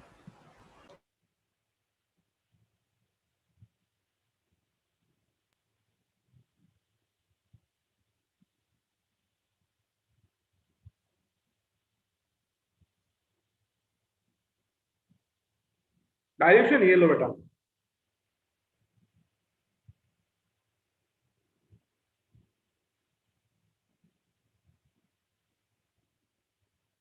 हो गया sir.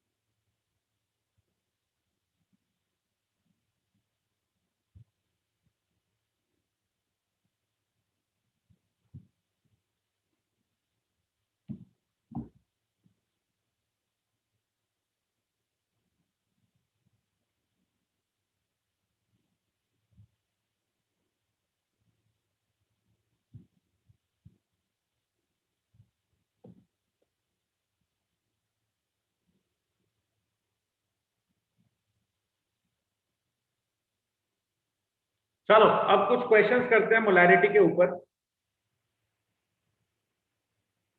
0.98 grams of H2SO4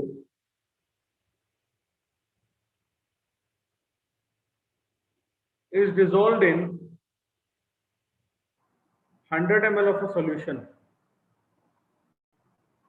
Find molarity. फटाफट निकालो।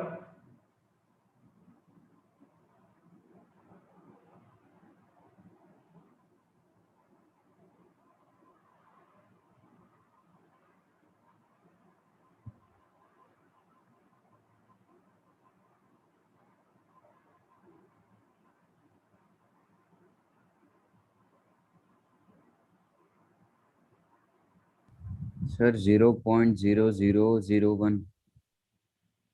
हाँ कुछ ऐसा ही आएगा।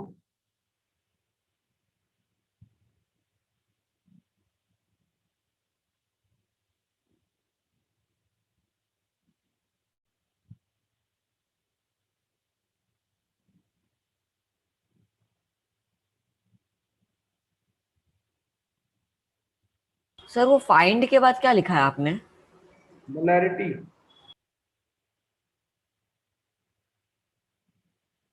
तो 98। नहीं 98 तो नहीं हुआ। सर क्या 98 सही जवाब है? नो।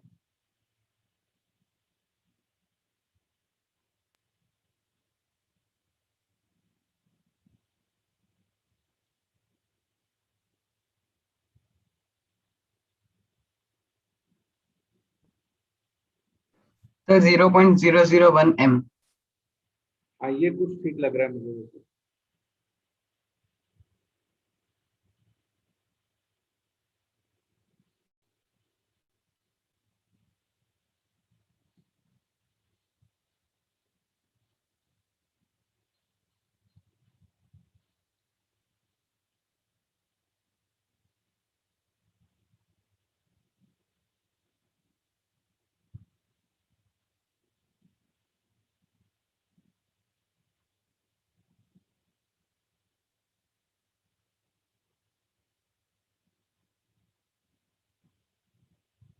बाकी लोग बताएं उनका हुआ क्या।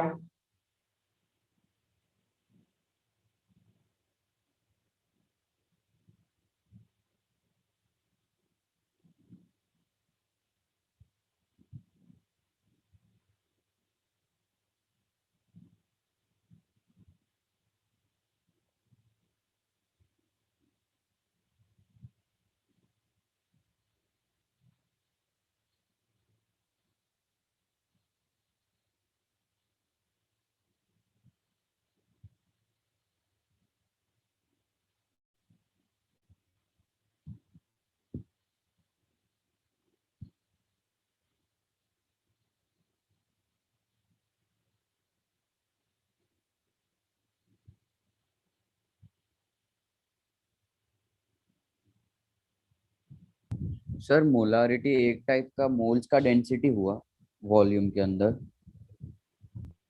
बिल्कुल भी नहीं। मोल्स किसी भी चीज के अमाउंट को रिप्रेजेंट करता है, ठीक है। आप उसी चीज को मास के टर्म्स में देखते हैं तो वो डेंसिटी कहलाता है, लेकिन अगर आप उसी चीज के मास को मोल्स में कन्वर्ट कर देंगे, moles is a more generic term,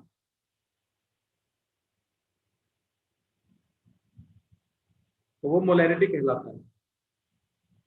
moles per litre, कितने मोल्स किसी भी चीज के 1 लीटर सॉल्यूशन में डिसॉल्व किए जाए उसको उस सॉल्यूशन का मोलैरिटी कहते हैं।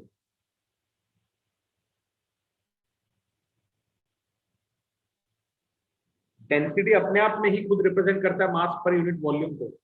मास अलग चीज है, मोल अलग चीज है। समझ में आई बात? हाँ सर।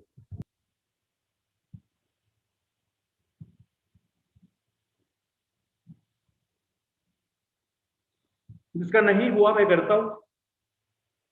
मोल्स निकालेंगे पहले, कितना होगा? 0.98 डिवाइडेड बाय 98। 0.1। 01, 0.01 भाई। हाँ सर, सर 0.01। वॉल्यूम में 100 ml, तो मोलैरिटी निकालते हैं 0.01 डिवाइडेड बाय 100 को अपने को लीटर्स में कन्वर्ट करना है, सो this will become 0.01 multiplied 10, so answer will be 0.1 molar, ठीक है।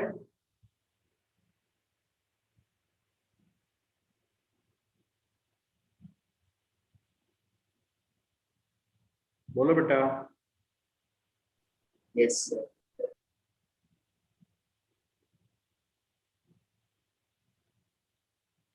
नेक्स्ट क्वेश्चन है, एक सॉल्यूशन है 1 मोलर। सर वो 100/1000 क्यों आया? भैया 100 ml में है, आपको नीचे जो वॉल्यूम रखना है वो लीटर में रखना है। क्या फॉर्मूला है मोलैरिटी का देखना जरा, volume of solution in litres.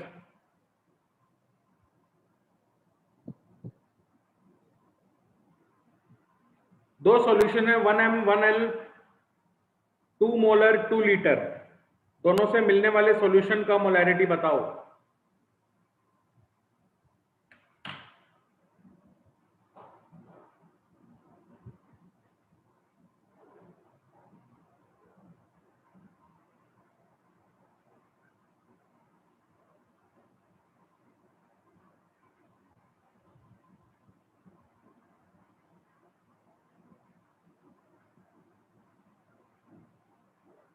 Sir 1.67। 5/3, हाँ सर। ठीक है।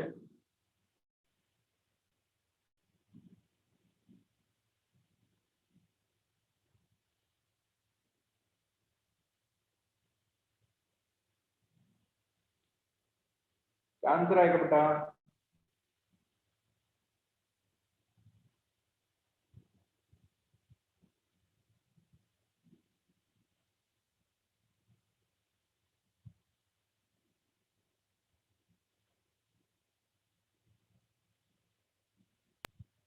Sir 1.6 answer. हाँ सर। 5/3, हाँ 5/3 वही। 1.67 is the right answer. Sir आपकी आवाज नहीं आ रही है। सही जवाब है हार्दिक। हाँ ठीक है।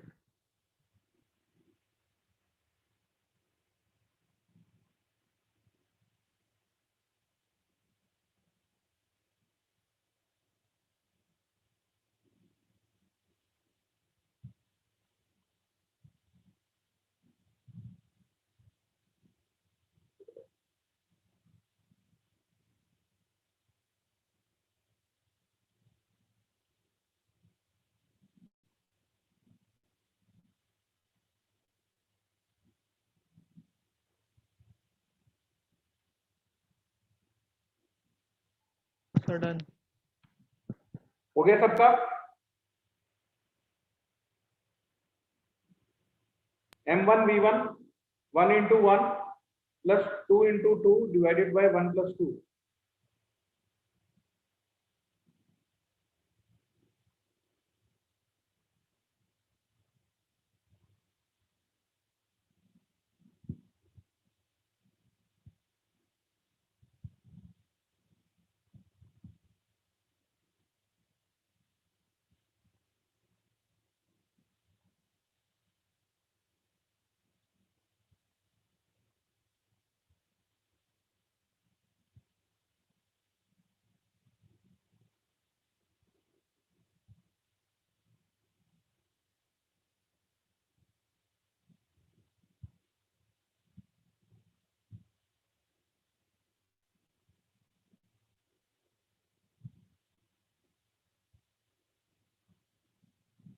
क्वेश्चन नंबर 3,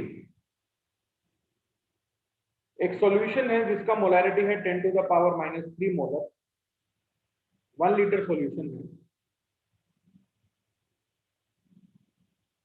इसको बनाया 10 to the power minus 5 molar.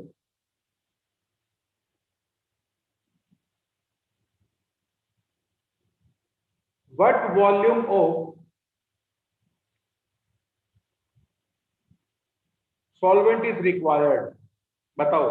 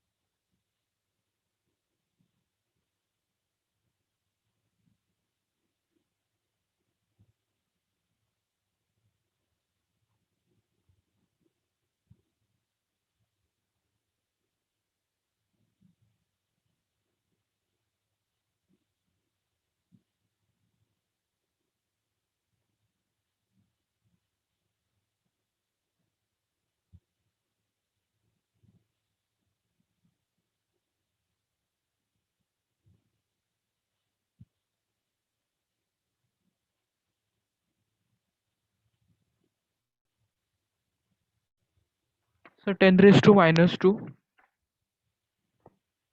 देखते हैं। सर पर वॉल्यूम तो आपने 1 लीटर दिया हुआ है सर। मैंने फाइनल सॉल्यूशन में जो 10 पावर माइनस 5 मोलर हुआ है वो बनाने के लिए कितना वॉल्यूम सॉल्यूशन का ऐड करना पड़ेगा वो पूछा हुआ है।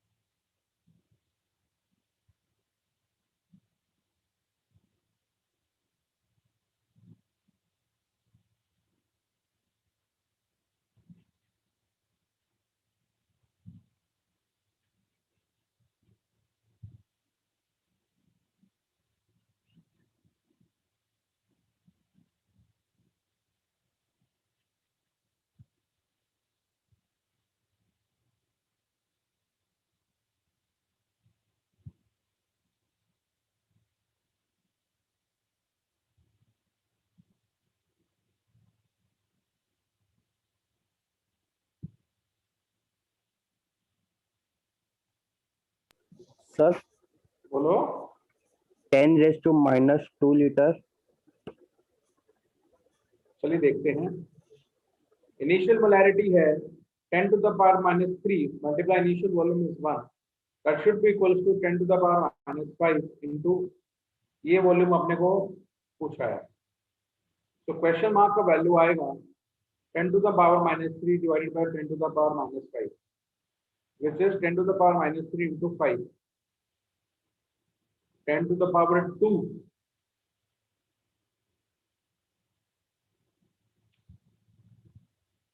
liters.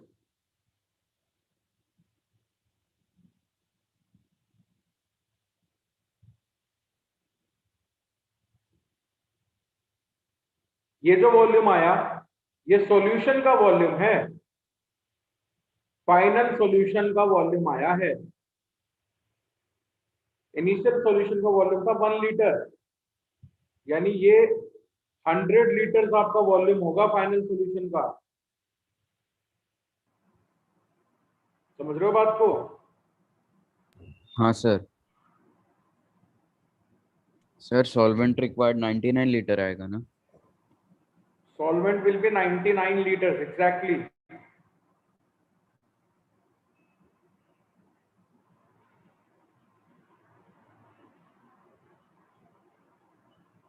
Last question of the day, उसके बाद we'll be waiting tomorrow.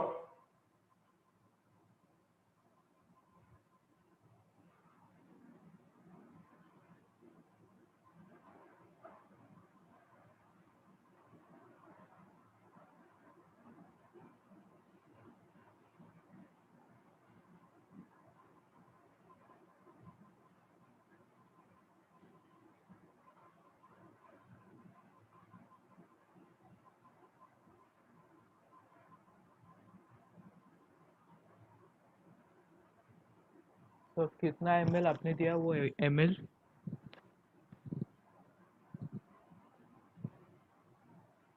Initially एक सॉल्यूशन है 1000 ml जिसमें 100 मोल्स प्रेजेंट हैं, उससे आपने थोड़ा सा निकाला तो सॉल्यूशन रह गया 500 ml। सॉल्यूशन रह गया 500 ml।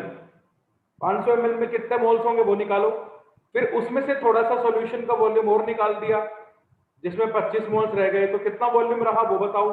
फिर फाइनल में कितना वॉल्यूम रहा वो बताओ। मोल्स गिवन है आपको।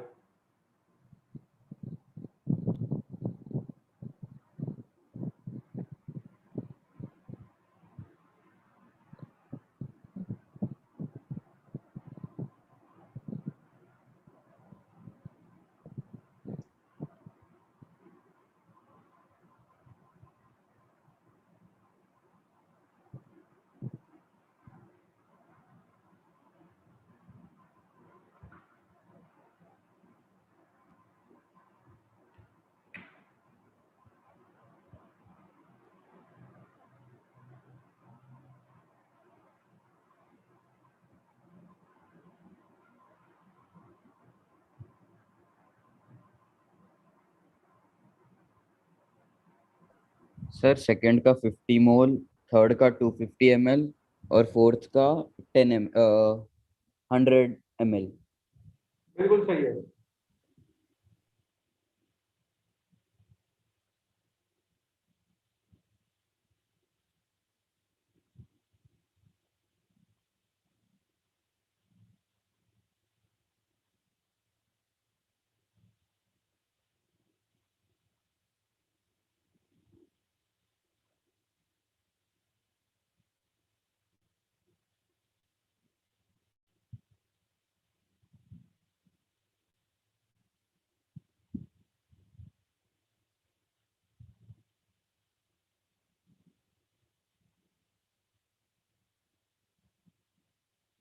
हो गया सबका?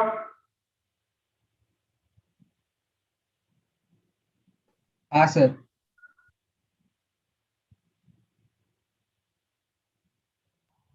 हाँ सर हो गया।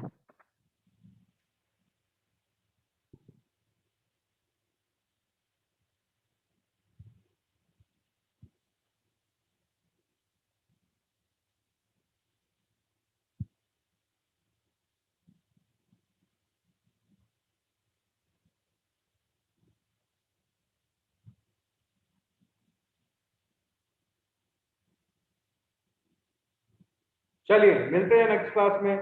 तब तक के लिए अपना ध्यान रखिए, मोलारिटी को रिवाइज कीजिए। Okay okay okay sir, thank you sir. Okay बच्चों, बाय बाय। Bye sir.